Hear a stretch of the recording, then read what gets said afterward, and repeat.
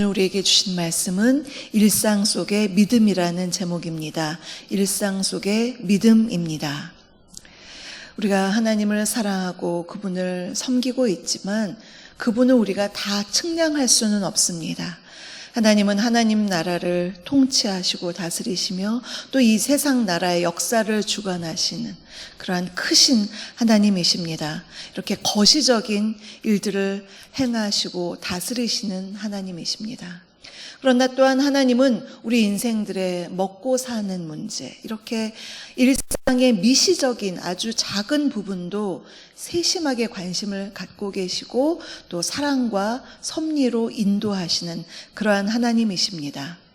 예수님께서 이 땅에서 공생애 3년을 살아가실 때 그분이 감당할 구속의 사역, 아주 커다란 그 구속의 사역, 그것을 감당하시기에는 3년이라는 기간 그렇게 많아 보이지가 않습니다. 주님은 그러한 큰 사역을 두고도 그런데 결코 서두르지를 않으셨습니다. 그리 길지 않은 기간 동안에 많은 사역을 하셔야 함에도 불구하고 주님은 서두르지를 않으셨습니다. 주님은 여러 무리가 모여있는 그러한 자리에서 복음을 전하시며 사역을 하시기도 했지만 또한 한 사람 한 사람을 개별적으로 찾아가서 만나주셨습니다. 시몬 베드로의 장모가 열병에 들어서 누워있을 때 주님은 그 자리에 찾아가서 그 손을 잡아주시며 그 열병을 낫게 하셨고요. 또 회당장 야이로의 딸, 어린 12살밖에 안 된 그 딸이 아팠을 때, 아픈 게 아니라 죽었을 때 아예 그냥 그곳에 찾아가서 죽은 그 딸을 일으켜 세워주시는 그런 능력도 베푸셨고요. 또한 군대 귀신 들린 그런 사람을 그 군대 귀신을 쫓아주시면서 온전케 해주셨고, 또 먹을 것이 없어서 배고파하는 그 많은 사람들에게 오병이어의 기적을 베푸셔서 5,000명 이상을 먹이신 그러한 능력을 베푸셨습니다. 예수님의 발걸음은요, 한 명 한 명에게로 다가가셨습니다. 저는 이러한 예수님의 모습이 참 좋습니다. 인류 구원이라는 큰 사역을 위해서 오셨지만 사람들의 일상 속으로 들어가서 그 간절한 필요를 채워주신, 그들의 필요를 외면하지 않으신 주님의 그 사랑의 모습, 적극적으로 개입하신 모습, 제가 참 마음에 담고 있는 부분입니다. 저도 주의 종으로서, 목사로서 사역할 때 때로는 바쁜 일도 있고 급한 일도 있지만 주님께서 무엇을 중요하게 생각하셨는지 그것을 계속 마음에 담으려고 합니다. 한 영혼 한 영혼을 이렇게 귀하게 여기셨구나. 그러한 마음으로 사역을 해야겠다는 마음이 계속 저를 이제 돌아보게 만들거든요. 우리도 마찬가지죠. 주변에 있는 분들, 또 지구원들을 서로 챙길 때 여러 가지 큰 일들 많이 있지만 지구원들의 한 명 한 명의 기도 제목, 우리가 주일에 나눴던 그 기도 제목을 우리가 열심히 기도하는 것 너무나 중요합니다. 엘리사와 엘리야와 엘리사, 이 선지자들을 보면요, 국가적인 차원의 아주 커다란 일들 감당했던 위대한 지도자들이었습니다.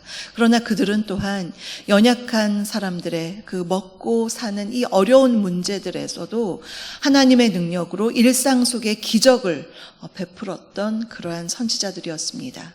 엘리야는요, 시돈에 사는 아주 가난한 사르밧 과부의 집에 들어가서 먹을 것이 떨어져가는 그 과부의 필요를 보고 그녀와 그녀의 아들이 먹고 살 수 있도록 통의 가루와 병의 기름이 떨어지지 않는 기적을 베풀어 주었습니다.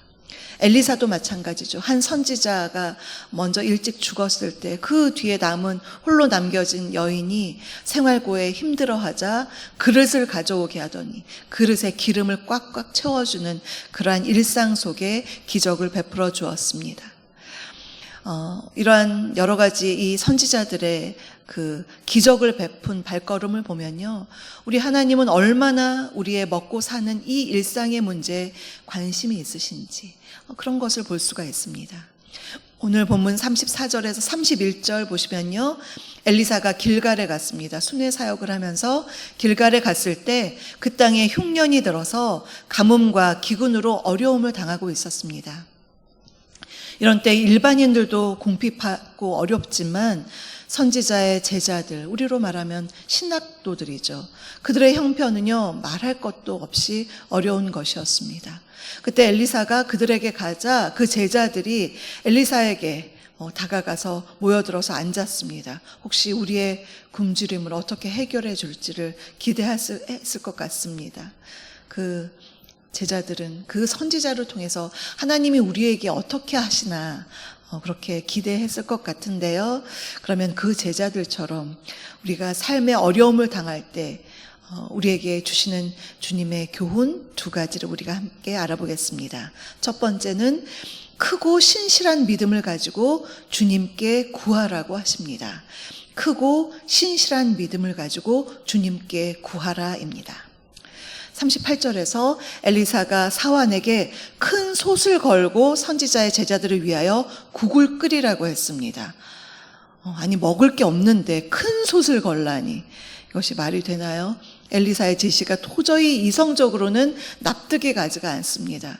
그러나 이것은 큰 솥에 먹을 것을 채워주실 하나님에 대한 믿음 때문이었습니다. 우리를 굶기는 것이 하나님의 뜻이 아니라면 우리의 머릿속으로는 도저히 계산이 안 되는데 채워질 것 같지 않지만 주님께서 우리의 배고픔을 해결해 주실 것이라는 그 큰 믿음, 그 믿음이 있었기에 큰 솥을 걸으라 그렇게 말할 수 있는 것이었습니다. 우리는 어쩔 때는 오히려 좀 거시적인 것, 좀 피상적인 거는 더 믿어질 때가 있습니다. 주님이 다시 오실 것, 마라나타, 주님 믿습니다. 그것은 믿는데요. 오히려 내 삶에 일어나는 자잘한 것들, 그런 것은 믿어지지 않을 때가 있습니다. 오늘 당장 필요한 것 주님께서 채워주실까?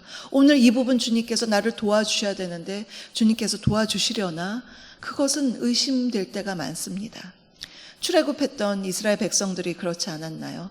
10가지의 기적, 어마어마한 기적이었습니다. 그러한 기적은 믿어졌고 바다가 갈라지는 것, 홍해가 갈라져서 마른 땅 건너는 건 믿어졌는데 그들이 먹을 게 없고 마실 게 없는 그들의 삶의 일상 속에 거하시는 임하실 하나님에 대해서는 아예 생각도 못하고 원망부터 했던 이스라엘 모습 우리가 보았습니다. 지금 본문에서 엘리사는 흉년이라는 어려움 속에서 원망이나 그 어떠한 것 하지 않고 큰 솥부터 걸라는 큰 믿음을 가지고 있었습니다. 시편 81편 7절에 이런 말씀이 있습니다. 나는 너를 애굽 땅에서 인도하여 낸 여호와 내 하나님이니 내 입을 크게 열라 내가 채우리라. 믿습니까? 아멘입니다. 이것이 믿음입니다. 엘리사는 큰 솥에다가 국을 끓이라고 했습니다. 그때 한 사람이 들에 나가서 국 넣을 재료를 찾다가 들호박을 따서 그것을 솥에 넣었습니다. 그런데 40절을 보니까요, 그것을 먹어본 제자들은 거기에 죽음의 독이 있다고 크게 외쳤습니다. 그때 엘리사는 가루를 가져오라. 이 가루의 정체는 뭔지를 모르겠어요. 쓰여있지 않기 때문에. 그런데 가루를 가져오라 그래서 넣었더니 먹을 수 있는 국이 되었습니다. 그 가루가 그 국을 정화시키는 해독제가 된 것입니다. 그 독이 없는 국을 먹고 기아에 빠져있던 그 제자들이 살 수가 있었습니다.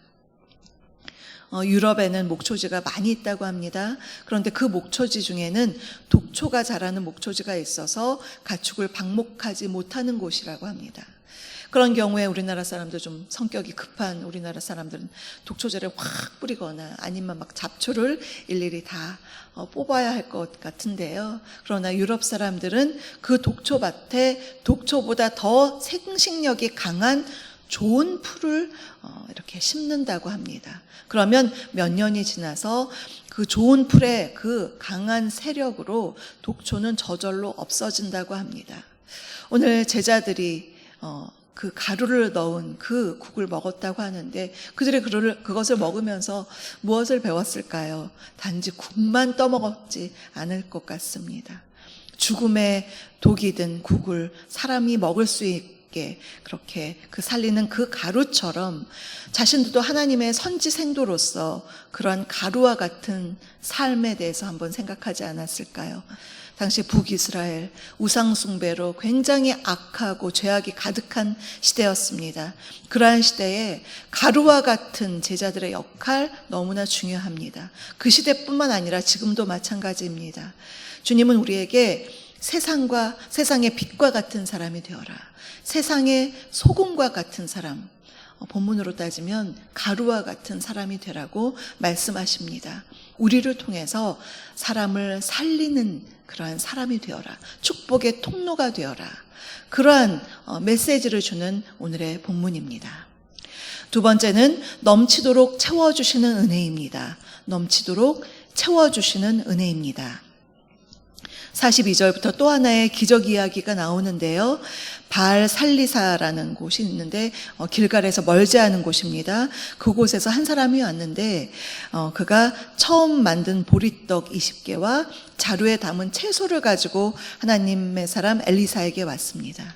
이는 처음 난 것을 하나님께 바치라는 레위기의 율법의 말씀을 순종하려고 가져온 것입니다. 그런데 그 땅에 계속해서 흉년이 들었기 때문에 지금 그가 가지고 온 것을 보니까 이 선지 학교에 가져온 것 치고는 양이 참 적습니다. 얼마 되지가 않습니다. 아무래도 흉년 때문에 소출이 많지 않았기 때문인 것 같습니다. 그런데 이 사람 참 귀한 사람입니다. 누가 부탁하지 않았는데도 자신도 먹고 살기 어려울 때 그때 하나님께 바치기 위해서 또한 사람들을 섬기기 위해서 이렇게 먹을 것을 가지고 온 그 마음이 참으로 아름답습니다. 이렇게 자신의 있는 힘껏 최선을 다해서 다른 사람에게 나누는 그 한 사람을 통해서 하나님의 놀라운 역사가 펼쳐지게 되었습니다. 엘리사가 그것을 받고서 사환에게 전하면서 무리에게 명해서 이것을 나눠주라, 그렇게 먹도록 해라, 그렇게 사환에게 말했습니다. 그랬더니 사환이 뭐라고 하냐면요, 43절 오늘 요절 말씀입니다. 제가 읽겠습니다. 그 사환이 이르되 내가 어찌 이것을 100명에게 주겠나이까 하나 엘리사는 또 이르되 무리에게 주어 먹게 하라. 여호와의 말씀이 그들이 먹고 남으리라 하셨느니라. 100명이 먹기에는 너무 양이 부족합니다. 사환이 그렇게 얘기했는데요. 엘리사는 재차 무리에게 주어 먹게 하라. 거기다가 여호와의 말씀이 그들이 먹고 남으리라. 남게 하겠다는 하나님의 메시지까지 전해 주었습니다. 하나님은요, 먹는 것 간당간당하게 먹게 하시는 하나님이 아니라 아예 그냥 주어서 남게 하시는 그러한 놀라운 하나님의 능력을 전해 주었습니다. 이 기적은 마치 오병이어 기적 기억이 납니다. 오병이어로 5,000명을 먹이고 12바구니가 남은 사건이 있었죠. 또 7병이어를 가지고 4,000명을 먹이고 7광주리가 남은 그러한 기적도 있었습니다. 12바구니나 7광주리 남게 하시는 하나님의 은혜입니다. 하나님은 째째한 하나님 아니시죠. 사람의 필요를, 배고픔을 이해하시는 하나님이셨습니다. 그래서 넉넉하게 채우고 남게 하시는 하나님의 은혜가 있었다, 그렇게 말씀합니다. 이것이 우리가 어려운 중에도 다른 사람을 구제하고 도울 때 주시는 주님의 넉넉한 채우심의 은혜입니다. 나와 내 자녀들만 생각하면 베풀 수가 없습니다. 늘 모자랍니다. 참 놀라운 것이 있지 않습니까? 돈은 왜 항상 모자랄까요? 넘친다는 생각이 안 들죠. 항상 보면 맨날 모자라요. 쓸 게 너무 많아요. 그런 마음만 있다 보면 다른 사람을 돕고 주님께 드리고 그런 것에 우리가 넉넉할 수가 없습니다. 그런데요, 주님께 섬기고 또 다른 사람들을 섬길 때 하나님께서 내 삶을 넘치도록 채워주십니다. 그들뿐만 아니라, 도움을 받은 사람뿐만 아니라 내 삶을 책임지신다는 그러한 하나님. 하나님은 우리의 삶을 온전히 책임지시는 하나님이십니다. 그러하기에 우리가 그 하나님을 믿는 믿음이 있기 때문에 우리가 그것을 받을 수가 있는 것입니다. 사랑하는 성도 여러분, 오늘 우리는 크고 신실한 믿음을 가지고 주님께 구하라는 말씀도 보았습니다. 큰 솥을 걸었던 큰 믿음 우리가 보았고요. 또한 주님을 믿고 다른 사람들을 섬길 때 넘치도록 채워주시는, 남겨주시는 그러한 하나님의 은혜의 손길도 보았습니다.